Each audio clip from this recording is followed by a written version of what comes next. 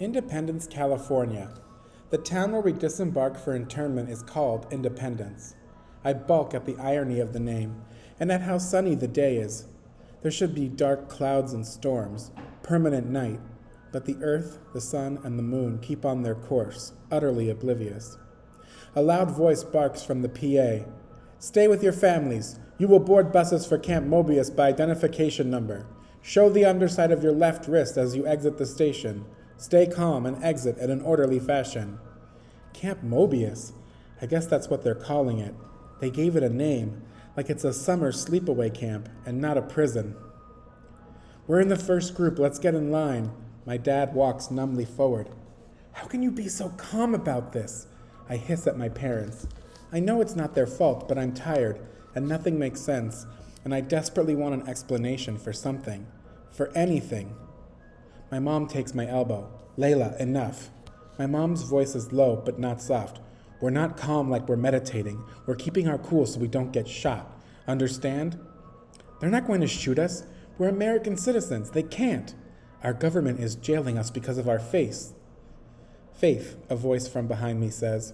I spin around to face a girl who looks around my age. They can do whatever they want. They already are. It's a brave new world. We haven't gotten to that book on the syllabus yet, I say. What happens? Spoilers, the girl grins. I like her already. I appreciate your commitment to protect the secrets of nearly century-old literature. I pride myself on my anti-spoiler crusade. I laugh a little. So you wouldn't tell me the focus of the next Star Wars anthology film, even if you knew? Never. But obviously it should be Lando. Duh. I'm Layla, by the way. Aisha, first of my name, protector of stories, mother of dragons, and soon to be interned Muslim. If you're Indian, that's two things we have in common. Not so much that dragon thing, though. It's Game of Thrones. You've never read it? Watched it? I shake my head no. Your loss, and I'm Pakistani, but you know, a Desi is a Desi. Show your wrist, an exclusion guard officer calls out. I move forward in the line and show the inside of my left wrist. I feel naked. The guard passes a UV light over my arm and a small fluorescent barcode appears at the base of my hand. A number unique to me, 0000105. It doesn't hurt when he scans me, but I can still feel like I've been branded. The guard nods, and I board a bus with my parents. We crowd onto a single bench seat in the middle of the school bus. Aisha, her younger brother, and her parents file past. She nods at me. See you when we get there. The 2-lane highway from Independence to the camp is quite quiet, except for the small caravan of buses leading into the desert. The landscape is bleak, but undeniably beautiful. A liquid blue sky stands out against the snow-tipped peaks of the Sierra Nevada, and the sun gleams, too bright almost. Can nature be ironic? Destructive, yes, but nature's overwhelming power is amoral. If people die in a storm, they're collateral damage, like any other object in the storm's path. A lamppost, a car, a house. The unintentional side effects of wind or wave or current. Unlike people, nature carries out no vendettas. Yet the simple loveliness of the sky and sun and mountains make me feel like nature is complicit in my country's betrayal. After 10 short minutes, the buses pass Manzanar, the old Japanese-American internment camp. It's desolate. I shudder when I see the weathered wooden sign that declares Manzanar War Relocation Center. Every head on our bus turns to stare as we drive by, and I'm shaken by how huge the space is. It's the desert, and nothing is out here but empty land and what looks like thousands of acres enclosed by a simple wooden fence. There are a few barracks and a sign pointing to the visitor center. Manzanar was a historic site, run by the National Park Service, my mom told me. But a couple of months ago, the Park Service lost its funding and this place was shut down. I glance back as we drive on. A tattered American flag still flies atop a pole in the center of the camp. Everything looks sepia-toned except the flag, with its faded red stripes and a blue field of stars. We drive on. Those abandoned flimsy barracks at Manzanar occupy my brain. Is that how we're going to live now? There's a damp patch of sweat on my jeans in the shape of my right palm. I feel the panic and anxiety coming off everyone in silent waves. I don't think any of us really believe this is happening. The buses slow down as we approach a perimeter of chain-link fence that must be, I don't know, at least 15 feet high. All around, as far as I can see, the fence is topped with curling razor wire. Watchtowers rise into the sky, guards with guns looming above us. It's prison. I close my eyes and feel my mom squeeze my hand. I hear her muttering a prayer to herself. I join her. I wonder if others felt this way, the Japanese Americans who were imprisoned during World War II. Did they also feel this surreal separation from the experience, like they were detached from their bodies, watching themselves enter this camp like ghosts, shades of who they were? Did they wonder how long they would be here? Could they have imagined it would be years? Did someone try to block it all out, compartmentalize, imagine that it was only one more day?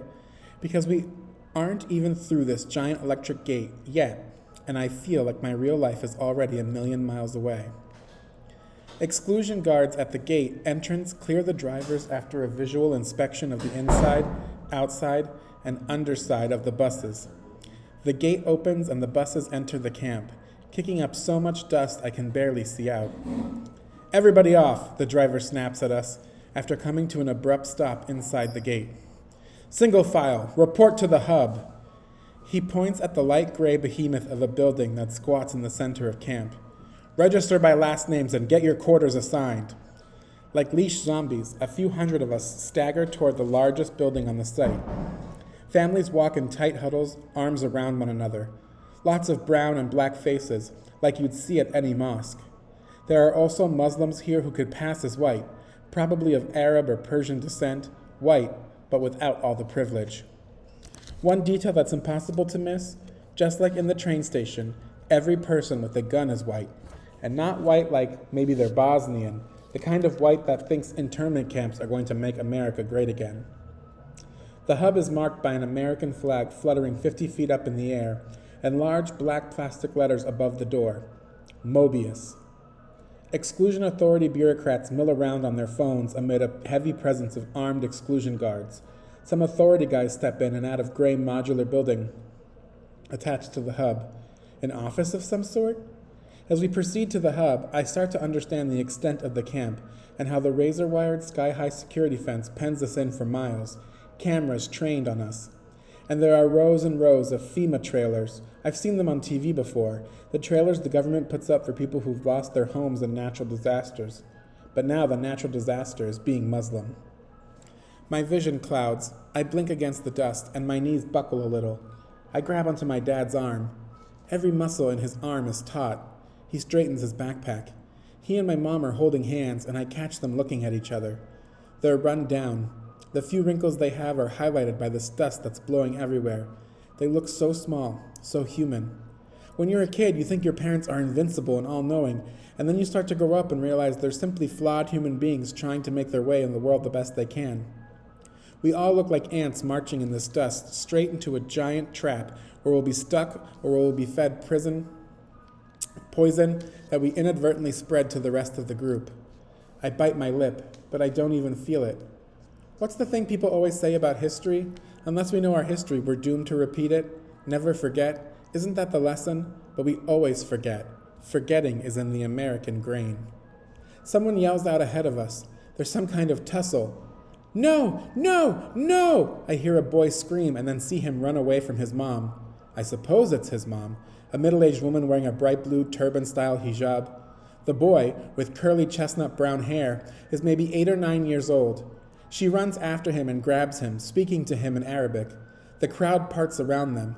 Then her son hits her in the face. There's a collective gasp from the crowd. When the woman reaches up to her cheek, the boy breaks free, pushes against anyone standing in his way, and starts running back toward the main gate, where the buses entered. He doesn't get far. 3 exclusion guards draw guns and aim them at him. A kid. They're pointing their weapons at a kid. A 4th guard grabs him and pins him to the ground. I'm frozen. I literally can't move. The action slows down. I hear the muffled scream of the boy's mother as she runs through the crowd, shoving past people, some of whom stumble and fall and curse, adding to the chaos. "Please, don't hurt him. He doesn't understand," the mother cries. She claws at the guard who holds her son down. He shoves her off and she falls backward.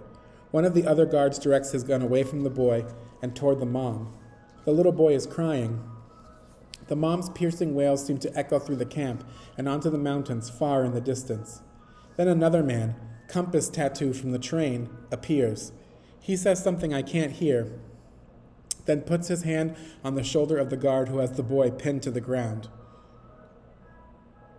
The guard nods and releases him.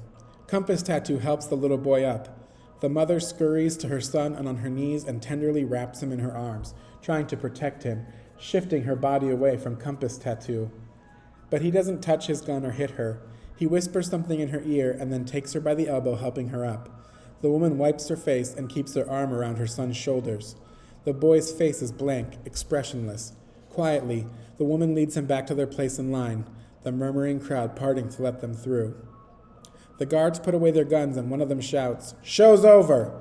And we continue, herded like animals, toward the hub. Show's over. My God, a show. Like our pain is entertainment.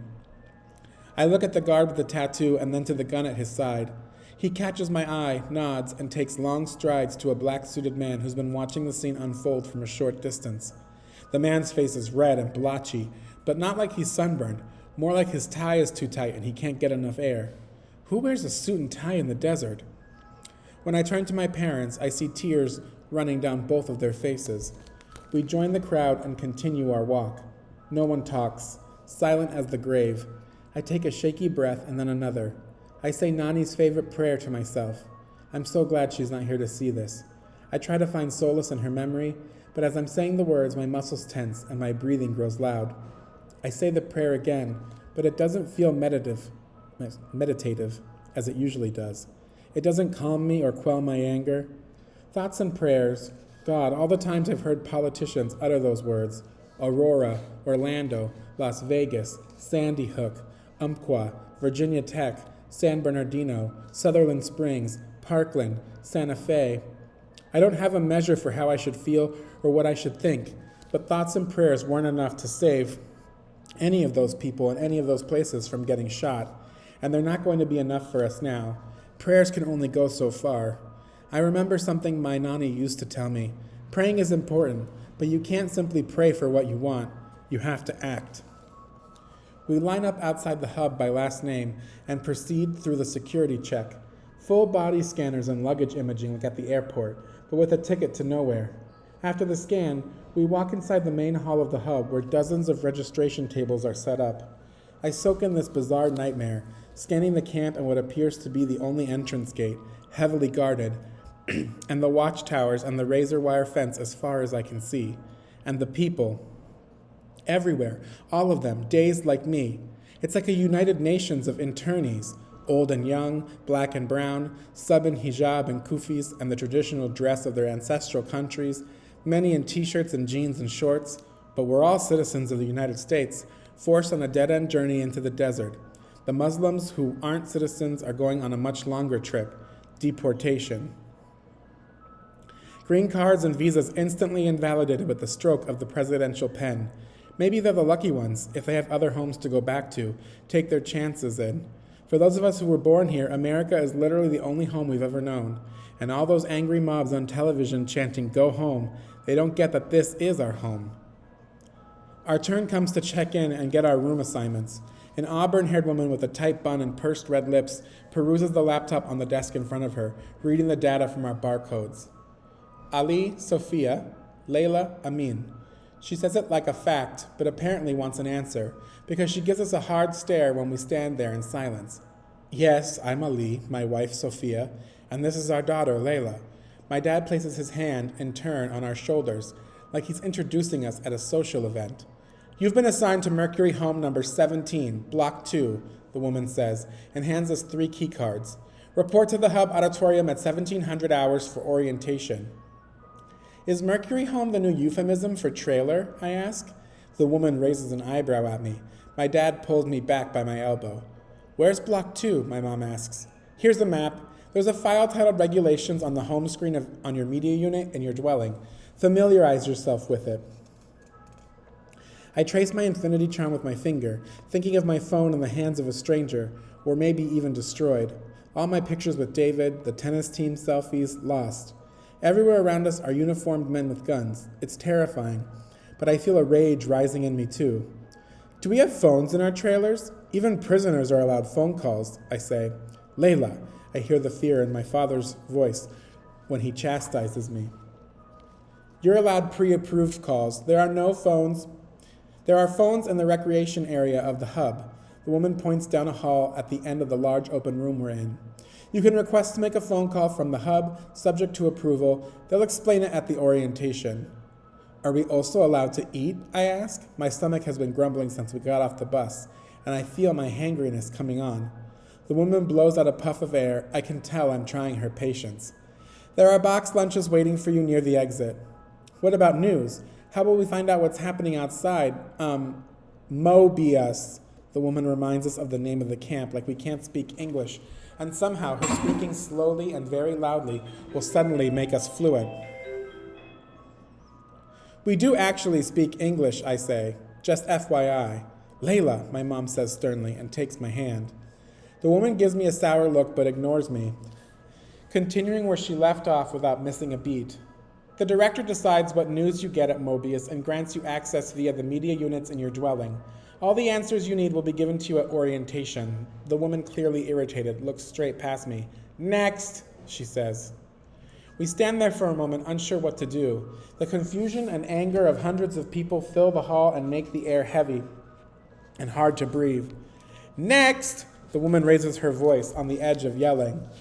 We walk out of the hub and into the bright daylight. I look up, shielding my eyes from the sun.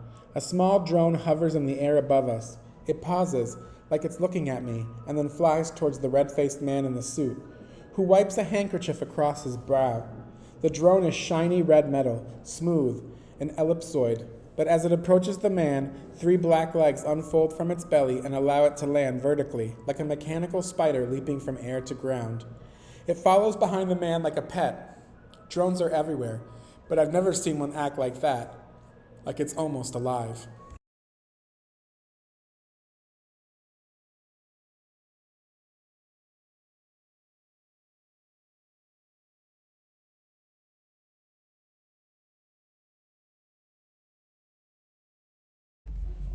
The Mercury homes are arranged by blocks, 8 identical mobile homes on each side of the block, tan with white trim around the windows and 3 aluminum steps leading to a white door with a house number on it. A small metal nameplate on the door spells out Mercury Home. I laugh, imagining that FEMA purchased these trailers from some company trying to appeal to the retro hipster crowd. They're not shiny like Airstreams or as cool, but I could totally see someone trying to retrofit one of these and renting it on Airbnb, appealing to people who don't really want to rough it but want to pretend like they are. The trailer sales must have been a bust because they've been downgraded to a prison glamping. My mom waves the keycard in front of the round electronic lock pad, and we enter. I glance around. Bile rises in my throat. I guess Mercury homes are better than the shanties we saw when we passed Manzanar. It's a mobile home, but it's still prison. The front door opens into the common area, a combo kitchen, dining, living room. The unit is spare, narrow. Square footage-wise, it feels smaller than our kitchen and dining area at home, so I'm guessing cabin fever is going to come on fast and strong. My mom places our camp-issued lunches on the compact table, sniffs the air, rubs her nose. The entire space smells like the inside of a bottle of bleach. I wonder what they were trying to scrub away. My dad clears his throat and goes to open one of the rectangular windows above the built-in sofa, which is covered in tannish brown vinyl. He jimmies it open a few inches, but then immediately shuts it when he gets dust in his eye.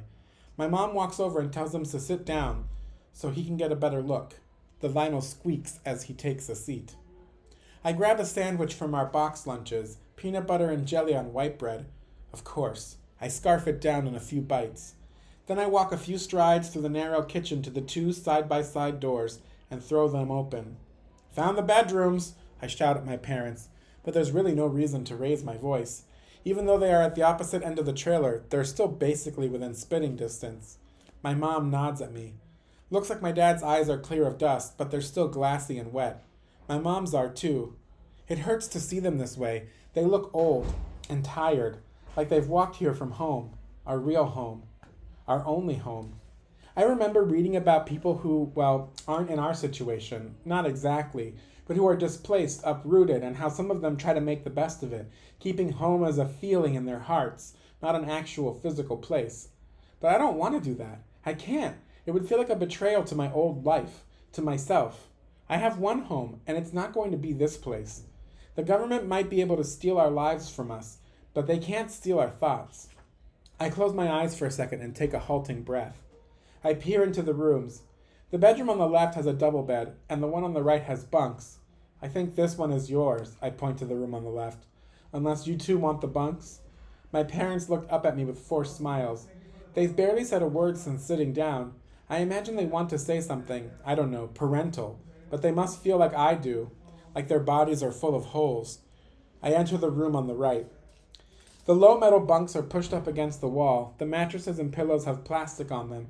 On the opposite wall is a square window that looks onto the mountains in the distance. Below the window are a blue plastic chair and a small desk that drops down from the wall like an airplane tray table. Next to the desk is a tiny round metal sink. In the corner is a closet full of shelves with a clear plastic curtain serving as a door. I swivel around and take a deep breath. The room is about the size of my bathroom, about the size of my old bathroom.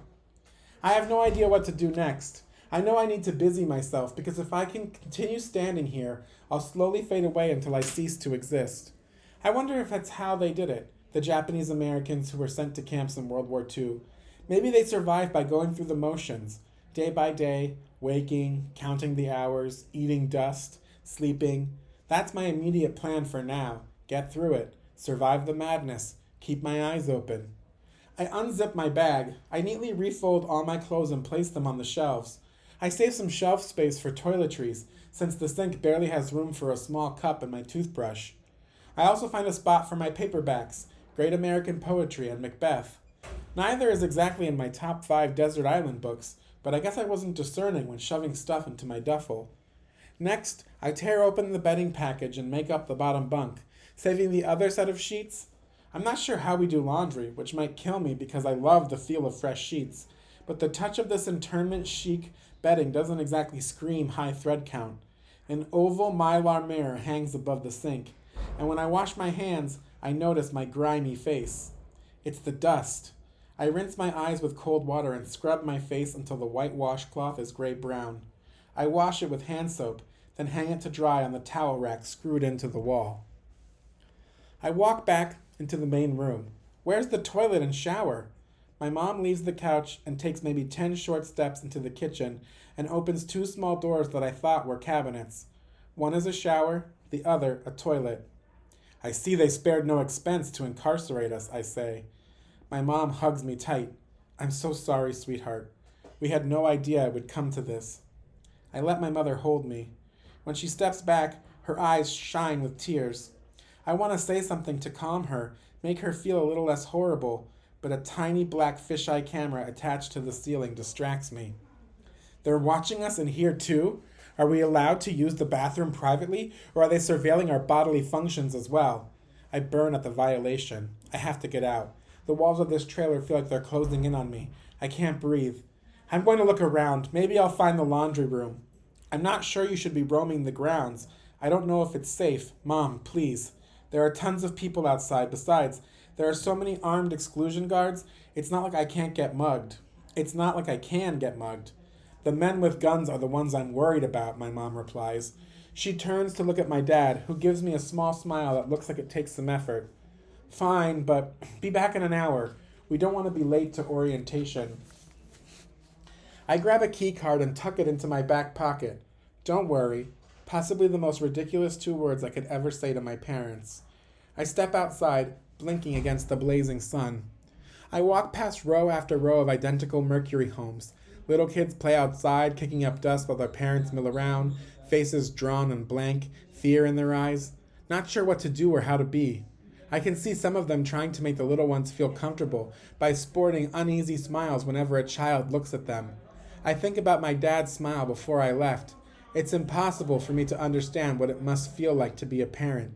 To know that one of your sacred duties is to protect your child and then to feel that you're failing and completely helpless to change that. Layla, I hear my name from behind me. I turn, raising my hand above my eyes. Aisha? The girl I met at the train station. She runs her hand through her bobbed hair and smiles at me. Couldn't stand it in sight anymore either. It's like a tomb, she says. She pauses a beat, glancing at a guard as he passes us.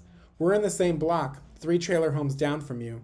I gesture down the row of Mercury homes, and she joins me in a slow walk. There are armed guards posted every 2 blocks. Their fingers aren't on the triggers of their guns, but it feels that way. How do you know where our trailer is, I ask. There's a directory in the media unit of the trailer, Aisha says, then widens her eyes in mock horror. You mean you haven't gone through the regulations file yet? I smirk. I was saving the regs file for pre-bedtime viewing. I hear it's riveting. Total clickbait. Are we allowed to walk anywhere in the camp? I guess. Just don't walk into the fences or you'll be shocked. They're electrified. I smirk. I'm going to put this out there to be transparent. I can't have a friendship based solely on puns. What about witty barbs? Add the occasional bon mot and I'm in. I want to laugh a little, but I don't have a laugh to give. Light, easy laughter feels lost, like a phantom emotion. Still, I'm grateful for even the passing sensation. 2 guards on patrol pass by, turning their heads toward us. Without thinking about it, we both walk in the opposite direction. Do you know there's a camera in the Mercury homes? I don't whisper. Not exactly, but seeing the guards everywhere makes me feel on edge, so I speak softly. I mean, how are we supposed to shower? The cameras are only in the common area, not in the bathrooms or bedrooms, and supposedly they don't record sound, but we probably should assume they actually do. Safer that way. So I guess you really didn't check out the regs, did you? No, I was busy exploring our internment lodgings and unpacking. Unpacking? You mean the 10 articles of clothing we were allowed to bring? I brought 12. I'm an amazing packer. Rebel. You should totally have your own reality show. Packing for uncertainty. It's a joke. It feels both natural and totally inappropriate to joke. Like this whole conversation, really. Every syllable is awkward and every reaction feels wrong. It doesn't seem like there's any right way to simply be in here. Like we're on a journey with no map, no compass, and no destination. Let's go over there. I think I saw a little garden. Alicia directs me down a wide main road that divides the camp into halves. On the map we all received, it's called the Midway. A garden?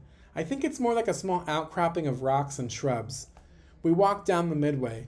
I'd call it a road, but there are no cars in the camp, at least none that we're allowed to drive. There's a small parking lot to the left of the main entrance, but like everything else, our cars are back home. It's not until I walk down the Midway, towards what is essentially the back of the camp, the side that faces the mountains, not the road outside the camp, that I realize how large Mobius is. Yet its size is dwarfed by the vastness of the desert around us. There's noise, but not city noise. No planes overhead that I've seen yet, no sirens, and besides the little kids trying to occupy themselves, there's a lot of eerie silence. Many pairs of eyes that dart about and then are quickly cast downward when guards pass. Tear-stained faces, dusty hems and cuffs, people walking around aimlessly, like Aisha and I are, searching, looking, wondering if there's a way out. But all we see are guards and guns and a fence whose sole purpose is to keep us locked in here. That, or kill us. The back of the camp appears less heavily watched. There are still armed guards walking around and watchtowers, but it's a little quieter, and there are evenly spaced orange plastic crowd control barriers. You know, the kind you sometimes see along parade routes or at outdoor concerts, between the fence and us. Ostensibly, they're to prevent us from walking right up to the fence and getting electrocuted. But there's space between them to slip by, and they're only hip high. And what about the little kids? I suppose no parent will let their child out of their sight in this place. I pray that none slip away from their parents or think this is a good spot for hide and seek. Hopefully the danger, electric fence signs that show a light bulb zapping through a body that are posted every 10 feet will keep both kids and adults away. The government, the exclusion authority, built all of this whole camp, under the cover of darkness. I wonder what else they've built, what else they can do to us when America isn't looking.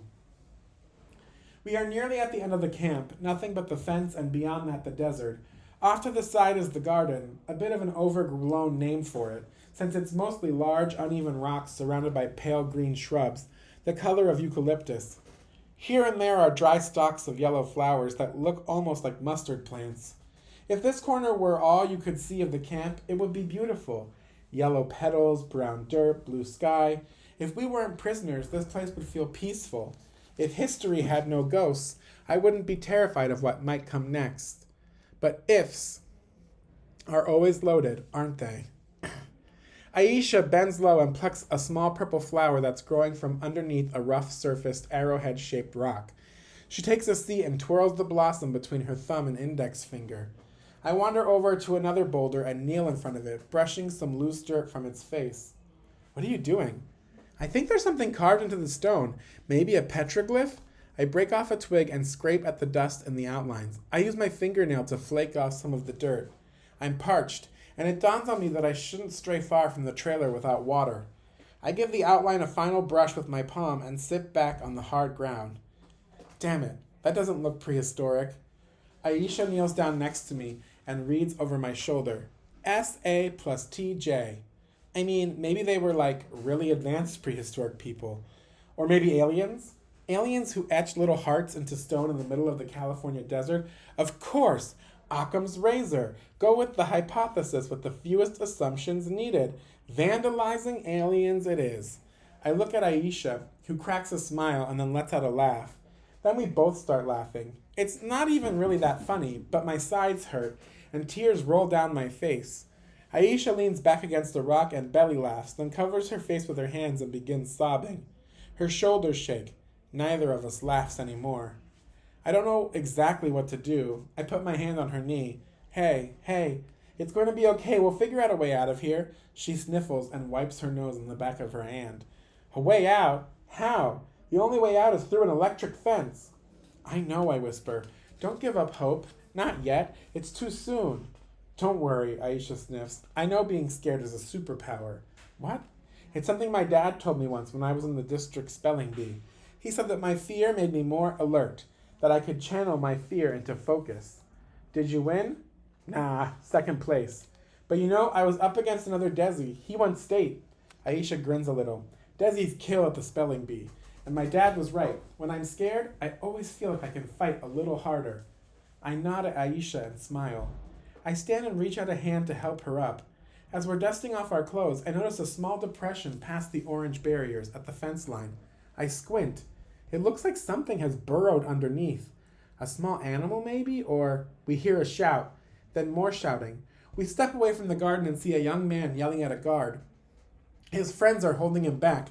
We move closer to hear. 2 other guards rush over. You Islamophobic asshole, the young man yells. We were in middle school together. What the fuck is wrong with you? He's our age, maybe a little older, tall and wiry. 2 friends pull at his arms. One is speaking to him, too low for us to hear. Back off, Sahil, the guard barks. I could have you taken away. Trust me, you don't want that. He motions to the other guards to keep their guns away, moving his palms down like he's pressing the air. My chest tightens. The guards could do anything to Sahil in here, and who could we turn to? There's no police for us to call, no one to protect us. We should do something. They could hurt him. I start walking closer, but Aisha grabs my arm and pulls me back, shaking her head. Don't be stupid, she says. They have guns. I want to bark at her, but I look into her wide, terrified eyes and take a breath. She's right. I glance down at my hands. They're trembling. I curl the right one into a fist and pound it against my thigh. I grit my teeth and nod at her. Sahil puts his hands up, shaking his friends off him and retreating a few steps. I can only glimpse part of the guard's face, but I see the shoulders relax. It's gonna be fine, Sahil. Chill. Everyone is doing their jobs here. You need to do yours. What the hell is my job? Sahil asks, and then spits on the ground in front of his feet. To do what you're told, the guard says, then joins the other guards to help them disperse the small crowd that is gathered. Sahil shakes his head and walks away, toward the garden, toward us. Every moment in the short time we've been behind this fence has been a revelation. And in this moment, I realize that Sahil was lucky that guard did nothing but brush him off. Are you okay? Aisha asks as Sahil nears. He looks up, startled. Clearly he hadn't noticed us. Sahil lets out a noise somewhere between a harumph and a long exhale. He looks over his shoulder. Neither the guards nor the small crowd are there anymore. No one wants to linger. I'm fine, he pauses. Actually, no, I'm not fine. Not at all. This is some next level fascist bullshit. Aisha and I simply nod. I kick a small stone, and we all watch it skitter away. We stare like it's the most riveting thing in the world, which, in the absence of our phones, it basically is. Then we all look at one another. I'm Sahil, he says, breaking the silence. Sahil Saeed, he adds rather formally. We heard, I say. I'm Layla. Aisha. Aisha grins at him. He smiles back, and it seems to release the tension he was holding in his shoulders. My tieta would know the perfect ancient Egyptian curse to put on these assholes. Like the curse of King Tut, Aisha asks. Sahil chuckles a little. He wasn't the only pharaoh, you know. She, my grandmother, didn't really believe in curses, but I loved hearing about them, and about all the coincidental deaths that surround excavations. Tieta was an archaeologist and a storyteller, and believe me, ancient curses and mummies made the best ghost stories. Share, I urge, one of the curses at least. Sahil runs his hand through his wavy dark hair. His light brown eyes look off into the distance, then snap back to us. The curse inscribed on a statue of High Priest of Amun says any transgressor will die from hunger and thirst. It's a little on the nose for a desert, don't you think, Aisha says. He gives her a little side-eye grin. How about he shall be cooked together with the condemned? Succinct, I say. I think I like that one. May our enemies be cooked with the condemned. Yeah, well, we're the ones most likely to die from hunger and thirst, not the guards or any of those fascist bureaucrats in the hub. And definitely not the president, Sahil says. You think they're going to starve us, Aisha asks. This is a prison camp. Have you seen the pictures of concentration camps in World War II? Sahil asks. I see Aisha take a step back, like she's been hit in the chest. Then it occurs to me that she hasn't imagined anything worse than this. Probably a lot of people haven't. Everyone is scared in a deep way, like in our bones. And maybe thinking of what more they might do to us is too much to bear. This isn't a concentration camp, I say. Part of me feels like I need to shield Aisha because she's not ready to consider the nightmarish scenarios. And it's not going to help anyone if we talk like that. It's too scary. Good. I want to scare people. We should be scared. Then maybe people will rise up and do something. I get it. Some fear is good, but not if it makes you draw so much into yourself that you're petrified. That's not good for anyone. Take a look around. Don't be stupid. Sahil's jaw tightens. He looks like he's about to say something, but stops himself. Then he glances at Aisha, and his face softens. I'm sorry. I didn't mean to freak you out. It's okay. We're all on edge. Where's your block? I ask, trying to ease the tension. Sahil points across the midway. I'm on block 6 with a hodgepodge of other Arab Americans. It's only when Sahil phrases it that way that I realize we've been segregated by ethnic group. Aisha realizes it too. Damn, our whole block is Desi, Aisha says, then looks at me. I don't suppose it's a coincidence that they separated us. Sahil rubs the back of his neck and grimaces. I don't think the authority leaves anything to coincidence. Divide and conquer, I say, but I don't think either Sahil or Aisha hears me. They're looking at each other with awkward half-smiles. Oh my God, Aisha says, glancing at her watch. We're going to be late for the orientation. My mom is going to freak. I'll catch up with you guys later. After we've been properly oriented or whatever the hell they want to tell us about this fucking place, Sahil says. Aisha and I turn and walk toward our block as Sahil heads to his. With each step, another muscle in my body tenses. Aisha clutches her stomach. I see others walking back to their trailers, many already making their way to their hub in small family groups. And it's so quiet. Too quiet. We're all different people, but each of us, to a person, has the same look. Abject fear. As we near our trailers, I turn back toward the mountains. The stunning granite peaks off in the distance. They're beautiful and stark against the sky. And I imagine how stunning the moonrise will be if we can see it this evening, a silver crescent hanging above the summit. But then I look again. I see only fences and razor wire and guns. I shiver as a desert chill sweeps through me.